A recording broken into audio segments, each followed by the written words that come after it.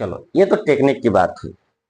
अब हम मान लेते हैं कि एग्जाम हॉल में बैठे, मान के चलते हैं, मान के चलिए आप एग्जाम हॉल में बैठे हैं। एग्जाम हॉल में क्या रहता है, एक तो टाइम लिमिटेड रहता है, ठीक, और दूसरा आपको ये टेंशन रहता है भाई पेपर जो है वो किस टाइप का आएगा।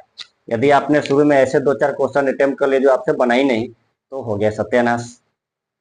जब शुरू का ही 2-4 क्वेश्चन आपसे नहीं बना, तो आगे का सवाल जो है आपका नहीं बनता है, ज्यादा अटेम्प्ट नहीं कर पाते, क्योंकि टेंशन में रहता है स्टूडेंट। इसलिए जब भी एग्जाम में बैठे, मेरा पहला सलाह रहता है, जब भी आप एग्जाम में बैठे, तो ठीक है मैं मैथ पढ़ाता हूँ, मैथ का टीचर हूँ, लेकिन कभी भी एग्जाम में जब कंपटीशन में आप बैठे हो तो मैथ को ना टच करें।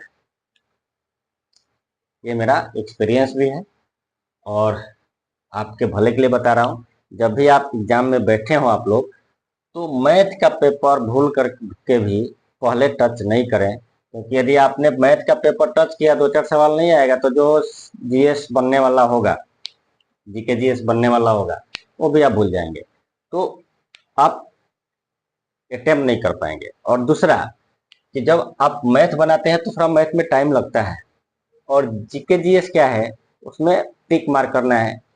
यदि आपको आंसर याद है, टिक मार्क कीजिए, आपको वहां पे लिखना नहीं रहता है, सब नहीं करना रहता है।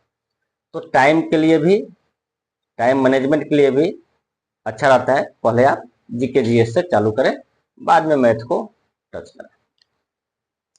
और यदि मैथ बना रहे हैं तो पहले उस सवाल को बनाइए जो आपसे बन रहा है, ऐसे सवाल ना बनाए जो आपसे नहीं बन रहा है या ध्यान में नहीं आ रहा है, आप उससे मलयुद्ध कर रहे हैं, तो आप बर्बाद हो जाएंगे। आप पहले उसको बनाएं जो आपसे बन रहा है, बनाते जाएं, उस पर ध्यान ना दें जो आपसे नहीं बन रहा है, वो बाद में बनाइए।